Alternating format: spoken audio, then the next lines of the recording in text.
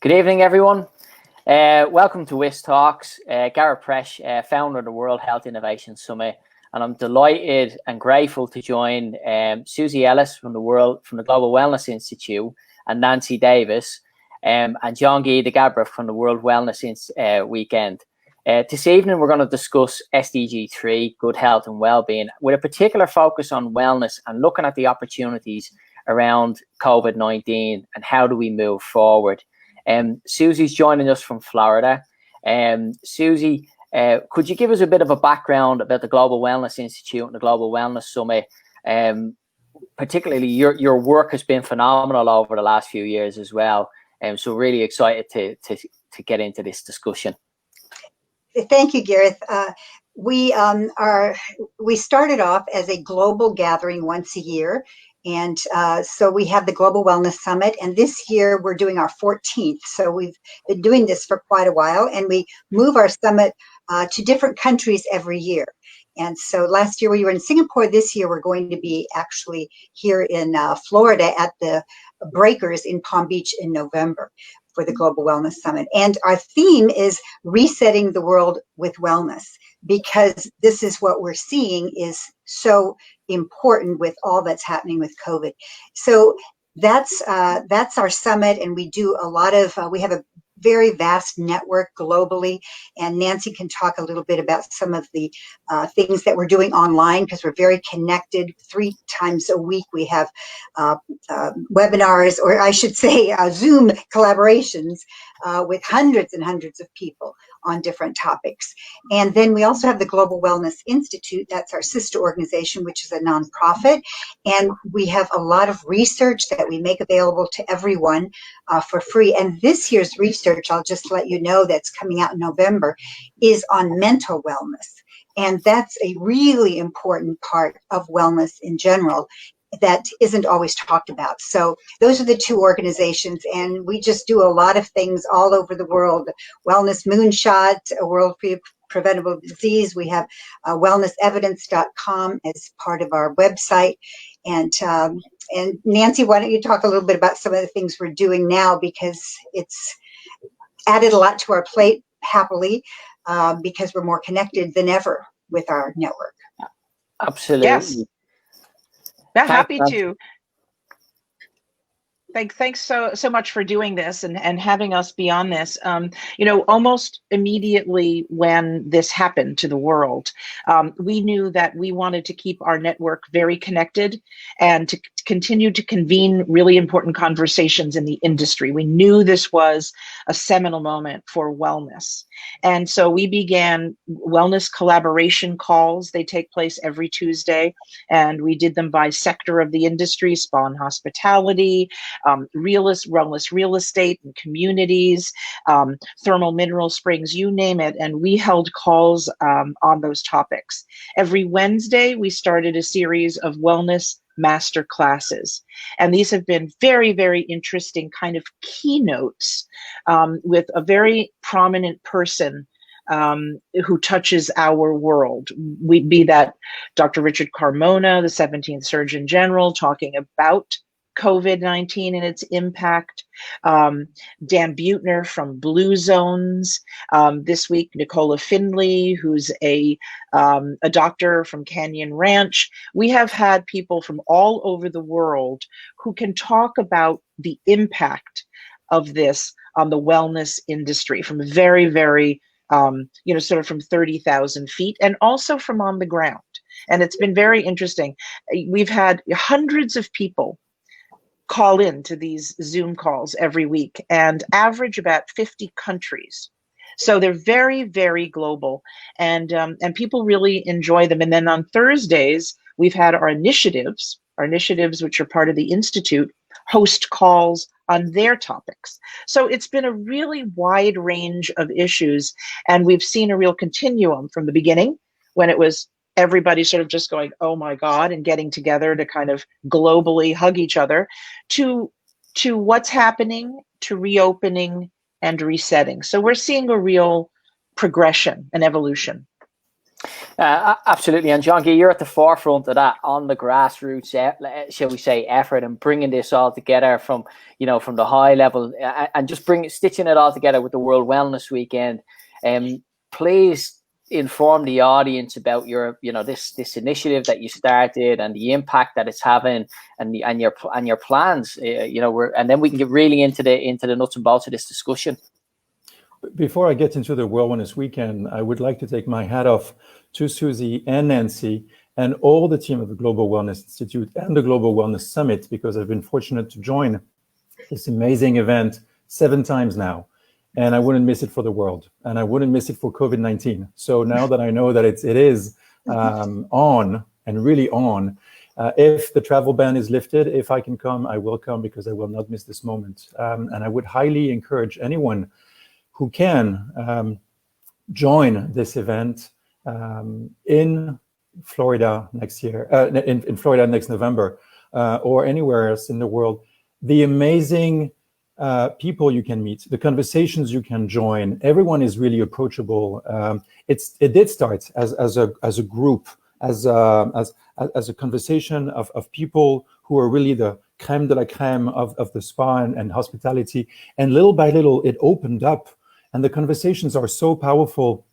I have to say, everything I'm doing right now is because of the inspiration that I got, and because of the conversations turning into actions, and actions into initiatives, and initiatives into projects that can have a ripple on the world. So World Wellness Weekend is only an emanation, one of these ripples that you can see coming from the Global Wellness Institute or the Global Wellness Summit. Although it is not an initiative, and I've been part of several initiatives like the Global Mentorship Program, or the Hot Springs Initiative as one of the members, or one of the initiatives we're steering together, Gareth, with supporting the 17 Sustainable Development Goals of the UN. So there's a lot that's happening. And again, if I can say a word about the World Wellness Weekend, it's not a project that I steer. It's a project that is driven by the energy and the enthusiasm of 60 ambassadors around the world, about 30 coordinators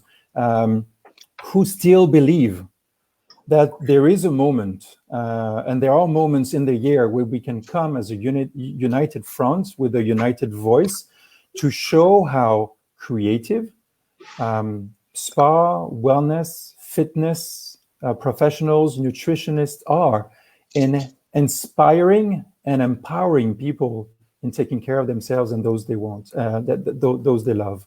So there's a lot we can do. And on 19 and the 20th of September of this year, it will be the 4th time that venues come together, professionals come together, and each of them is going to donate 1 hour of his or her time to share passion, to share expertise, to share joy, to share fun, so that people can walk together, run together, dance together, do things they've never done together, and do that with friends, with colleagues, and with family. So check it out, World Wellness Weekend. It's coming, and there's lots that I'll be sharing in this conversation, but I don't want to take too much time right now.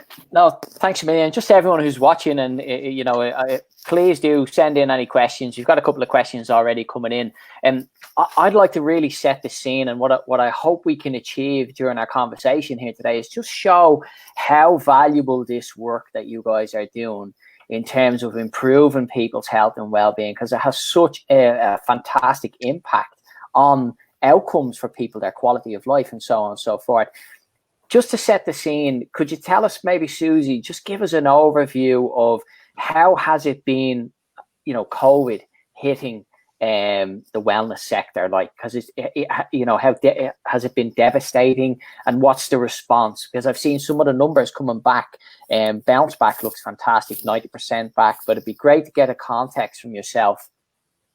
Well, thank you, Gareth. And thank you, Jean-Guy, for mentioning your support of the Institute and the Summit. And I just want to mention how glad we are that you've been part of so many of our initiatives. And we certainly support what you do, including the World Wellness Weekend, because all of those things really make a difference. And in particular, because Wellness for All is a theme that we are taking forward that we haven't perhaps done so well with the last 10 years, but that's something, Wellness for All and Wellness for the Planet.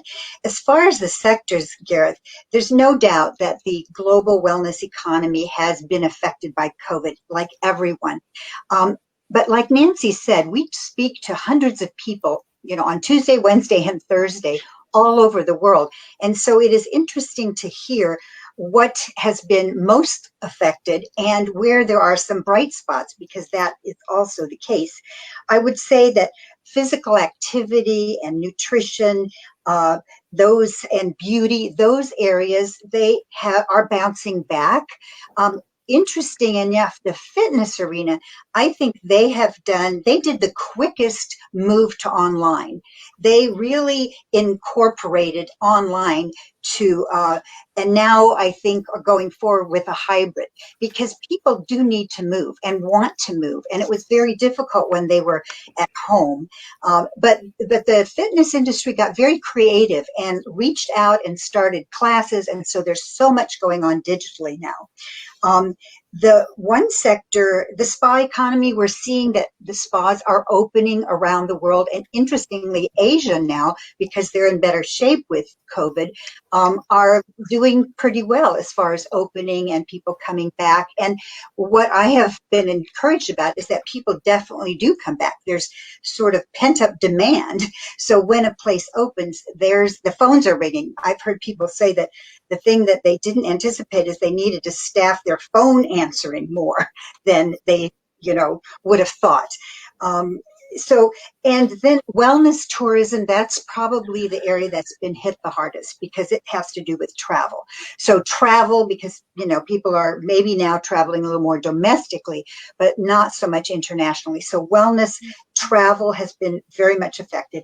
The brightest spot we've seen is wellness, real estate, and communities, because people have realized that they want to live somewhere where they can have a healthy lifestyle. So this arena, which is still just starting but growing, where there's communities that have gotten together around the theme of wellness, their phones are ringing. And it was so interesting when we had the first call. This was right after COVID hit and everything was shutting down. I was so surprised. We were talking to people in South Africa and people in Asia and people in the US, and they all said, well, our phones are really ringing. And one example, and I get to say this because they just announced it, Rancho La Puerta, which is in Tecate, Mexico, just opened their residences at Rancho La Puerta about, I think, 6 to 8 weeks ago. They are going to be selling 95 homes. They have already contracts for 40 of them. Wow. That's unbelievable. But it shows that this is of interest to people, to be able to live in a place where they can have nature and be outdoors, where there's healthy food and so on. So I would say that I'm optimistic that the wellness world will thrive, because it has to. One of the things that's happened, people are learning that they have to take care of themselves. If they are healthier, they're going to do better. If they get COVID, they will do better if they have stronger immunity. So wellness is becoming more important than ever. Yeah, I absolutely agree with you. I think we're seeing very strong signs as well of a change in people's attitude in terms of their self-responsibility. And I just want to touch on something, you might not be aware of this, but smoking, for example, in the UK has seen a dramatic fall because of the impact of COVID on it. This is new data that's coming forward. Nancy, I'm fortunate enough as well. I get the opportunity to join some of the conversations and the Zoom calls, which is just fantastic. What I really like about the calls is the diversity, because you've so many different initiatives and you've so much research going on. Could you maybe tell us a little bit about the research side of the work that you do from the Global Wellness Institute's perspective and the GWS? Because, I think that's a resource, because it was one of the things that really draw me in. You published a report every year. I think, the numbers are phenomenal. $5 trillion market space and continuously growing, which is just a phenomenal kind of aspect to where we see the future of health. rather than it just being a healthcare-based model, people taking responsibility, but then investing in health and well-being and wellness. Yes, I thank you for mentioning the research, which really has been a kind of foundational element of everything we have done. We are deeply committed to science and evidence. The wellness that we talk about is really backed up by science and studies, and we're very proud of that, and we do very deep research. And we're the numbers that are quoted everywhere. The $4.5 trillion economy, that's the report that we produce. Wellness tourism was not something anybody talked about until we did the report on wellness tourism and demonstrated what people are willing to spend if they get wellness as part of their travel experience. I mean, this has been, very important to all of the work that we've done. And every year we do release a report. We give away all of our research for free. So anybody who is watching this broadcast, you go to globalwellnessinstitute.org. All of our research is there. We think it's very important our mission is to empower wellness worldwide. We do that by educating people with the real information. So that's all there. I will say that one of the most interesting things that happened during all of this relative to research was that we were asked by the Vatican to collaborate with them on how the world might look through a wellness lens post-COVID. The Pope himself was looking at what is going to happen to the world. And we produced, we sort of put the brakes on our own research project and turn our full force of attention on resetting the world with wellness and all of the aspects, and all of those reports are also available. But that was a fascinating moment to know that at a time like that, when people were looking for the most credible and important information, they turned to our research institute. So that was, that was an incredible thing. And I think it speaks volumes about the research. Absolutely. I was fortunate enough, I am a member of the Vatican's Commission on COVID-19. I'm very fortunate to be privy to those reports that are circulated. And your colleague, Martin Palmer, who you work with very successfully, big champion of your work, because yes, we've been in conversation about it. There's certainly opportunities there. I think the Vatican's role in this and the faith communities is very important as we move forward out of COVID, because I think what we're going to see is faith institutions investing in wellness. Yes, in a big way. Jean-Guy, on this side of things, I think your community engagement on the platform World Wellness Weekend is going to be vital. I mean, moving forward, and the research and the opportunity with the Global Wellness Institute, COVID-19, a big topic will be, from the World Wellness Weekend, how do you think you're going to measure the impact going forward? Because I think, that's where that to me is where you bring the bar up, and you'll because I'm really excited about the work that you do. The 2 days, it's like, can you change people's actual habits? Because you talk about this wellness for all, that continuous motion. Agreed. It's it takes a lot to bring someone from a aha moment, wanting to do something, to actually doing it. Usually it takes a party on December 31st for people on January 1st to say, aha, I should practice more and do something about it. And then by January 15, it's a vague memory. Did I actually say that? And on February 1st, you're thinking of Valentine more than you thought of whatever you decided on January 1st. So cognitive understanding does not automatically lead to behavioral change and sustainable behavioral change. This is what we want to have an impact on. If you remember, when we were in Davos at the World Economic Forum in January, I said, your 3 letters are great. SDG, Sustainable Development Goals, they're fantastic. 17 of them, fantastic. You need 3 more letters to make them actionable and empowered. FUN, fun. We need a party. We need a celebration more than ever. I know with 500,000 people who have succumbed to COVID-19 and millions infected, is it really time to throw a party? I believe we need good news, and I believe we need a good story, and we need creativity. We need originality. there are so many people that say, oh, yeah, I know I should drink more water, I should walk more, I should do this, I should do that, should. Actually, I don't. And if one day I'm thinking of it, it's really because my health is going to be endangered. Isn't that a haha moment to really think of how you, Susie said it, how to boost your immune system, how to grow and build your grit, how to build more resiliency. This is what we need right now. So we want to be held accountable to the impact we're going to have. There are several things that we're going to do, that we're actually doing right now. The website that was in 6 languages last year is in 12 languages. As of this week, it's going to be in 13 languages next week because we're adding German. So people in India can read it in Hindi, in Malay, in Greek, in Russian, and people can understand more about wellness and what they can do. Second, we're not just encouraging venues to join or professionals to join and to register for free on the map and to be identified on the map, which is going to be to let us know how many, not hotspots there are in the world, but how many positive initiatives there are around the world, in cities, in districts, in streets, that there are happening. And for those people, those venues to say, don't wait until September to do something about your health and wellness. Do something right now. Look at what we're doing in July and August. And after the World Wellness Weekend, well, we're not just saying goodbye and see you next year. Look at what you can do in October, November, and all the months after that. So we're going to have activities on the map. They're going to be visible through your phone, through your tablet. It's easy and in your own language.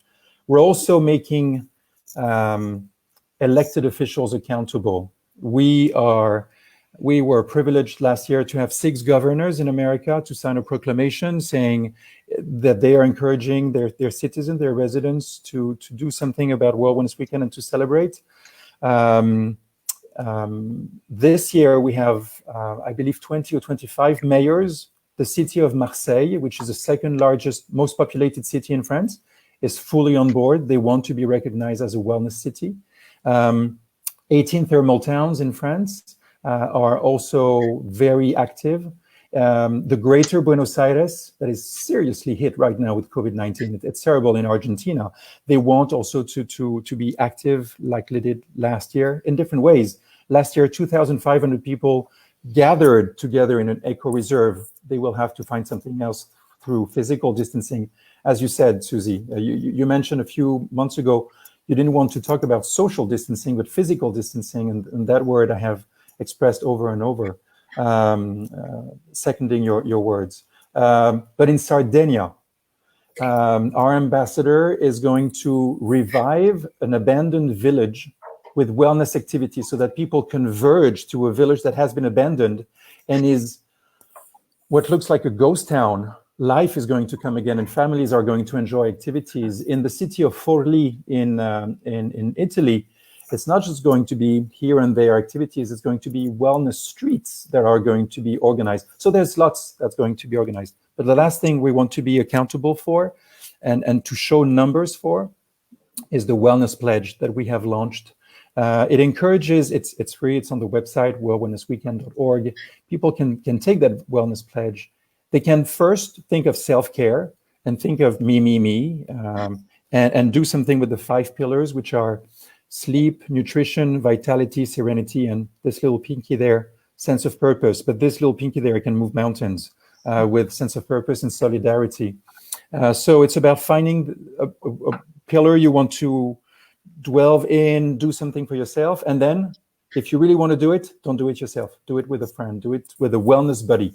Every fitness instructor will tell you that you will achieve your goals much faster, and exceed your goals if you have a fitness buddy. So that's what we're doing. But the big, the last part of this wellness pledge is do it for someone close to you, nearby, or very far away, someone you may not know. Because if you feel that at the end of the week, when the weekend arrives, you did something good, put some money in a piggy bank, put it in a mug, put it in a jar, put it in a sock, put it under your mattress, wherever you want to put some money aside. It can be $1, it can be a $5 bill, it can be 10, 20 if you think you did something amazing with your wellness buddy. Keep that money. Don't send it to me. Do not send it to World Wellness Weekend. Send it to the local charity of your choice. Send it to UNICEF if you want. Send it to the Red Cross if you want. Send it to places in the desert where they're building, drilling wells to give water to people, so that kids cannot spend 2 or 3 hours going to the well, waiting 2 or 3 hours for their turn to get that water, and then 4 or 5 hours to come back, which is not giving them any chance to get an education, which is the SDG 4. So this is what we're going to do, and we're going to follow up with those wellness pledgers, and we're going to follow up with the cities to see how far they go into wanting to become wellness cities. And the last thing that I would like to say, so that it's not just about us, Wellness Weekend, but everyone listening. You did talk about the research of the Global Wellness Institute, and Nancy spoke about it. For a while, people thought that spas in hotels were only reserved for hotel guests, only to realize now that we can access. And for a while, people thought that the research of the Global Wellness Institute was only reserved for those attending the summit, which is completely false, because anyone can access those information. It's about empowering the world. These informations, these research are absolutely, they're page turners. If you're looking for a good book for this summer, if you don't want, I know there are bestsellers coming from Simon & Schuster right now, and everyone's getting them off Amazon. Let's not get into this. There are other page turners, and they're the research about wellness real estate. What Rancho La Puerta is doing right now is probably launching and commercializing a program that has been imagined 2 or 3 or maybe 5 years ago. That's when the research 2 years ago came in with the help of Mia Kirikos and many others. It's absolutely, it's going to be transformative for real estate that now some people call heal estate when wellness is included. I could go on and on. I think for me, particularly when you talk about research, I love downloading these reports. So when you talk about a good book, this is my, my Sunday evening. This is my every evening when I'm searching across the internet, when I come across Twitter or whatever, there's been a publication, whether it's on any topic, to be perfectly honest with you. Space medicine is a big topic of mine at the moment that I'm very interested in. Susie, I'd really like to ask a question around, like, Jean-Guy touched on, that information and that bridge, and how can we help, those watching to become more involved in the wellness movement? And I'd be really interested to understand, how do we bridge gaps? Because one of the things I think we can do, certainly from the health perspective, if you look at the SDG 3, for example, good health and well-being, I think there's a huge opportunity there between the modern day health service as we know it, utilizing the resources of the wellness sector to their advantage to offset NCDs. Because if you talk about the numbers, and Jean-Guy mentioned, COVID-19, over 500,000, the deaths and the millions of people who've been infected. Well, let's remember that in cancer, for example, we have, and NCDs and diabetes and cardiovascular disease, we have 50 million deaths a year. And really, the wellness sector could play a huge role in offsetting those costs, and they are huge costs, So I'd love to understand from your perspective, how can we bridge that gap into the wellness sector? I think one thing that Jean-Guy said, which I totally agree with, is that fun and inspiration is also part of the solution, not just always what's happening in the medical world. What I have found recently when I speak with people that has resonated is, because if you ask people, well, what is wellness? It can get a little fuzzy, what is it? Is it, prevention and so on. But this is how I think people really do get it. There's healthcare, which people understand. It's medical people, it's hospitals, it's doctors. There's things happening in healthcare, and it's very important. Then there's also self-care, what we do for ourselves, what we do. It doesn't have to be just for us, but what we do ourselves. I might work out, I might make a healthier choice food-wise, or maybe get a massage, or maybe, go on a trip where I'll go hiking or do yoga. So there's the part we do ourselves, and there's the part that the medical world does. And it's so expensive to just rely on the medical world. It's impossible. There's not enough money, because 70% of healthcare costs are preventable. And that's where we come in. All of us, the we, the self, what can we do? And as Jean-Guy said, and I know what you're saying also, everybody can take one step forward, maybe just starting with walking, just starting with sleeping better. And speaking of books, by the way, there's a new book on the bestseller list in New York called Breath. I don't know if you've heard of it. And by the way, I think it's going to be, the whole idea of breathing is going to become another pillar of health.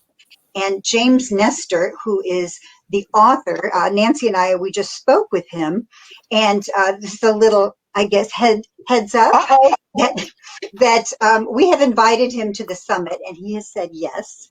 So he's going to be there. But the idea of breath work, or improving your lung capacity, that is something that is free. Nobody needs to pay to do that, but it's something each of us can do to improve our own health. And there's so much medical evidence that shows that lung capacity and longevity are very, very much related. So it's taking one step, doing one thing, but the whole health issue, it's very complex. It's going to take schools, it's going to take governments, it's going to take the healthcare system. But I do find the working together, the healthcare people, they don't have time to work with people one-on-one, coaching them to have healthy habits. But in the wellness world, that's what we love to do.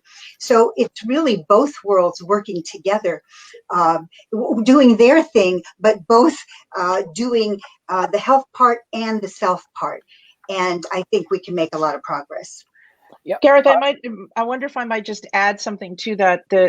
Where health and the medical profession and wellness sort of meet for us, one place it meets for us is in a moonshot that we launched, where you were talking about a bridge.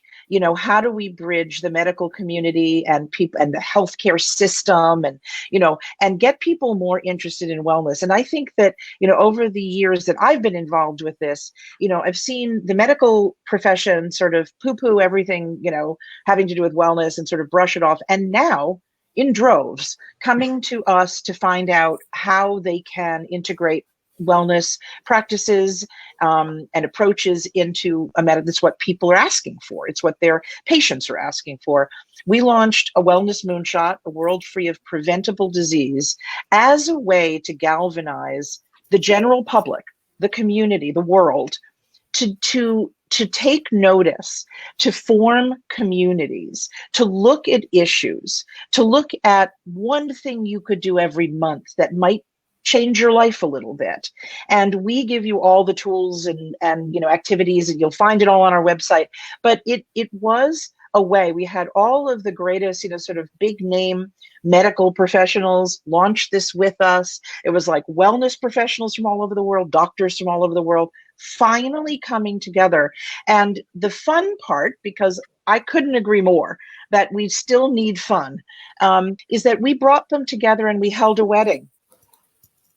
We said, is it time that medicine and wellness, stop just dating and maybe got married? And so we did it through a moonshot. Moonshot is something you reach for the moon.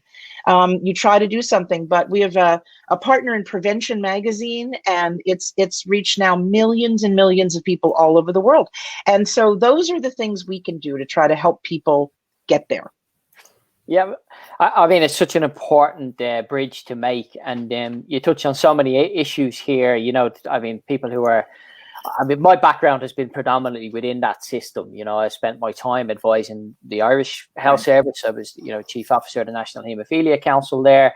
And but one of the things I wanted to emphasize was, when you have a chronic condition, for example, if you have specialist care, you will probably only see your consultant probably for an hour out of 3 months, right? And this is for a chronic illness. So for me, that's where wellness comes into the equation. And I hear what you're saying in terms of some of the skepticism that has been, shall we say, put towards the wellness sector. But I find that quite bizarre, because when you work with, talented clinicians or physicians, they don't see that. Because they recognize that there's a thing called the X effect. And that is, we all have our social determinants of health. For example, for me, for mental health and well-being, I enjoy running. That works for me. For someone else, it can be music. For someone else, it can be a cup of tea. So, you know what I mean? So there is these things that we have to take into account. And that's what health is how do we feel as a whole individual? I just wanted to touch on just a last, so shall we say, question to the three of you. The next 12 to 24 months, they're going to see a lot of challenges, and they're going to see a lot of opportunities coming. Where do you see the wellness sector being able to, shall we say, step into the void? And we touched on this before we came online, leadership. How can the wellness sector show leadership? I think, your resources are fantastic. That can be a big part. But maybe, Jean-Guy, you could start and give us what you think the wellness sector can bring to the table over the next 12 to 24 months, because we're going to need recovery. I'm conscious of time, and I'm going to be brief. I believe it's going to be very aspirational. Everyone wants to become the best version of themselves. Everyone wants to be in touch with the best capacity, physical, intellectual, emotional. We need that. Last year, I think if you wanted to upgrade something in your life, you may want to upgrade your car, you may want to upgrade your kitchen, you may want to upgrade something, appliances, home cinema. I believe in 2020, you may want to upgrade your life, full stop.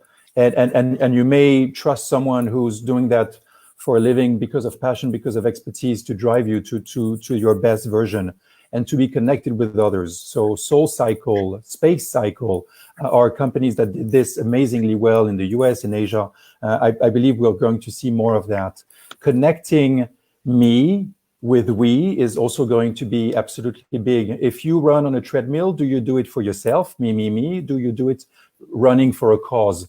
With those programs or chips that members can have to track their progress, if you compile all of the miles run on treadmills or pedaled on ellipticals or things like this, then maybe you can be sponsored, and people can say, if we reach that milestone, if we reach 1,000 miles, if we're 10,000 miles, if we reach 50,000 miles, where do we go? Well, symbolically, we could go from this city to this city, and we could be connecting. But as you raise money, you can run, jog for a cause, dance for a cause, and help someone nearby or very far away.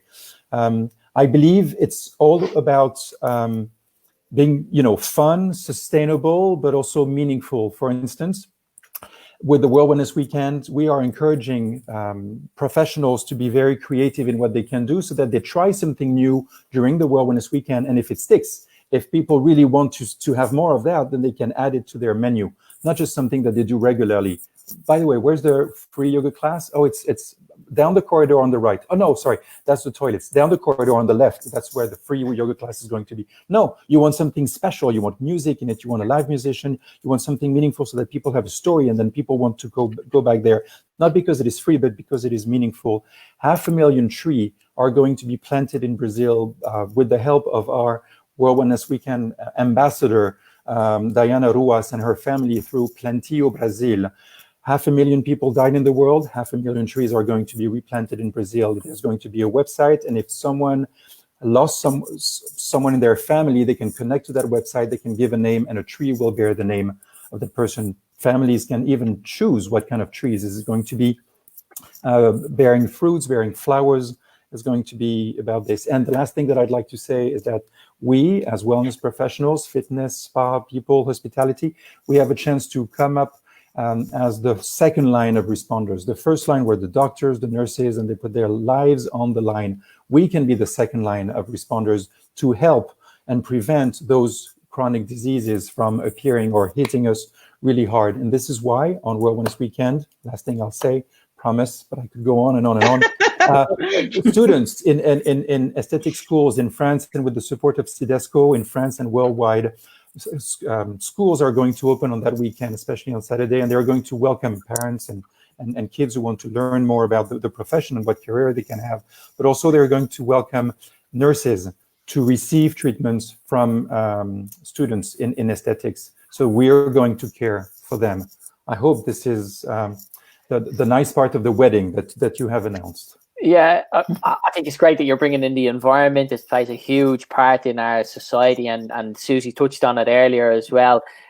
Nancy, would you mind giving us an insight from your perspective, the next 12 to 24 months, maybe around the research side from the Global Wellness Institute? It would be fascinating to hear what your thoughts are. Well, I think that, what this COVID has done for everybody, it has stripped away anything extraneous in people's lives. People that I know who spent their 300 days a year on an airplane now realize they actually don't have to do that. They don't have to make that choice. Things are becoming clearer to people. We talk a lot about silver linings now on our calls, where we used to talk about, death and destruction. Now it's sort of silver linings. And, some of the silver linings is that what the essential important things in people's lives have become the only things in people's lives. And, so people are cooking and eating with their family, and people are homeschooling their children, and I'm not saying that a year from now, people won't be back traveling 300, days a year. And I hope so for the airline industry. But I think this is the core of what wellness is about.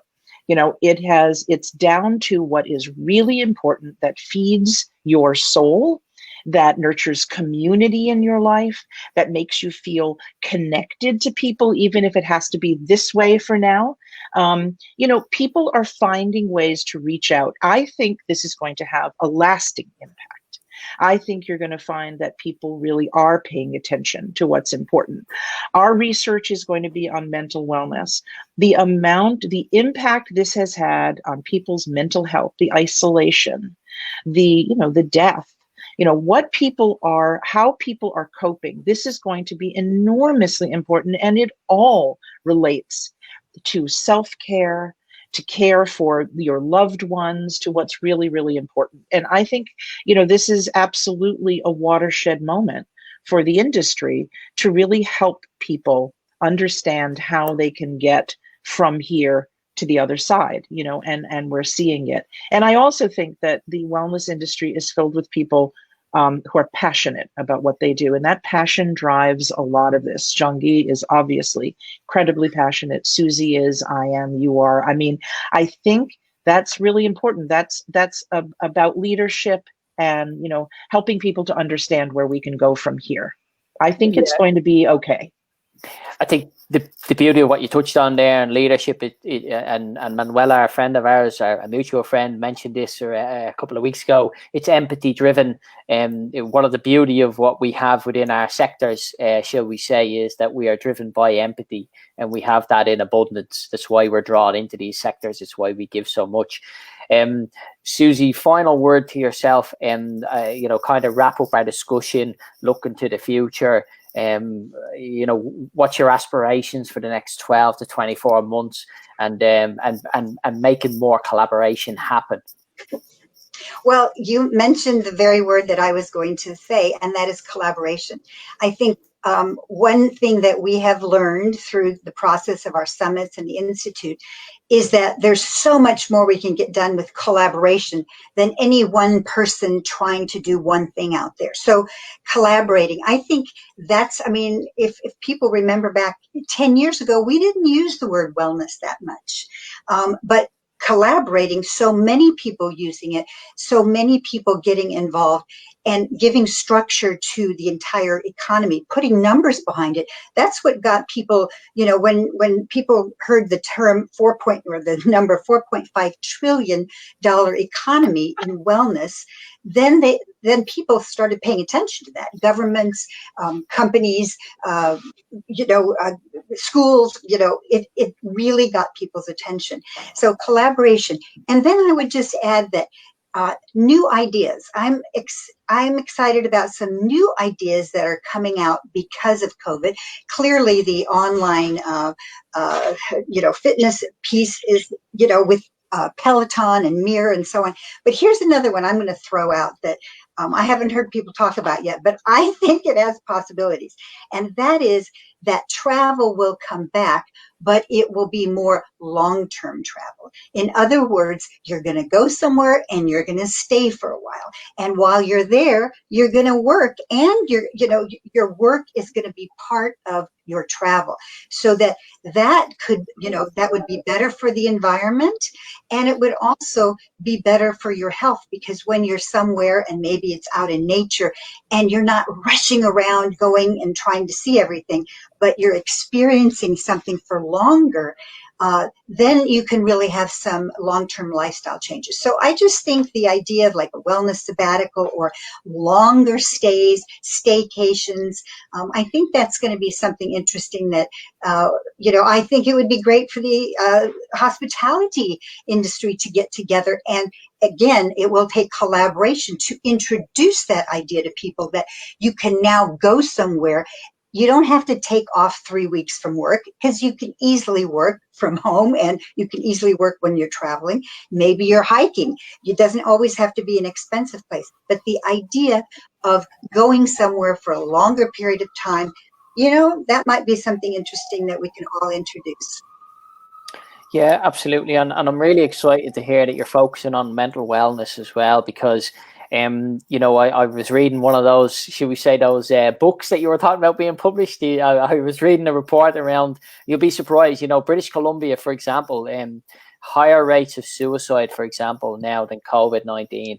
So this is the reality that we're facing. So there is such a lack of, should we say, outreach support. So the wellness sector can play a big part in that support. I really believe in that. I think we didn't get much time to talk about the environmental side of things, which will play a huge role in the next, 5 to 10 years for all of us, because I think if we don't get our act together around climate change, we're in big, big trouble. I mean, COVID is a drop in the ocean compared to what comes in terms of migration, rising sea levels. For Asia, for example, there's huge problems around the corner there, so we need to face up to them. The wellness sector, again, can come to the fore on that side of things with its huge network. Like you talked about, the vast sums of money invested in it. Real estate will be one of them, which will play a huge role in how we structure the future. I would like to say one other thing, just finally, just to before I thank everyone, is I think that we, as in this industry, we need to find a way of bridging financial sectors.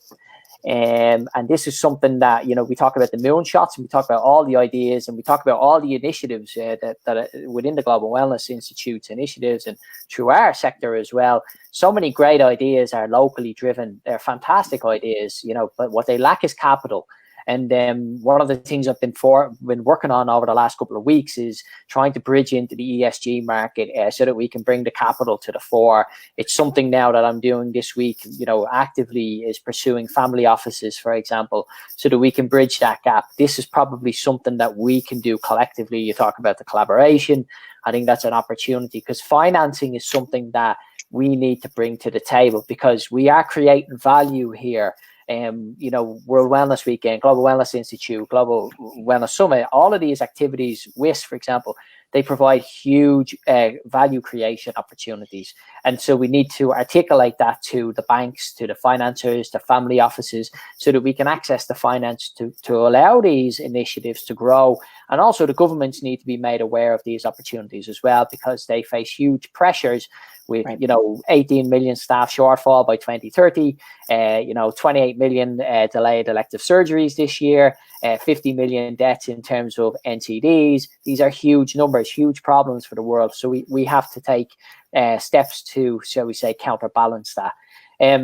I just want to say thank you very much, Susie, Nancy, Jean-Guy. Absolute pleasure, having you as guests with WHISTalks this evening.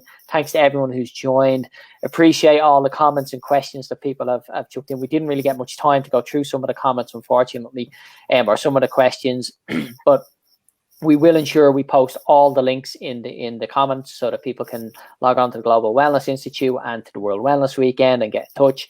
And I just want to say, from Cumbria in the UK, thank you very much to everyone this evening, and have a great evening. Thank you, Gareth. Thank you so much. Thank you so very much. Thank Gareth. you. Thank you, Jean-Guy and Gareth.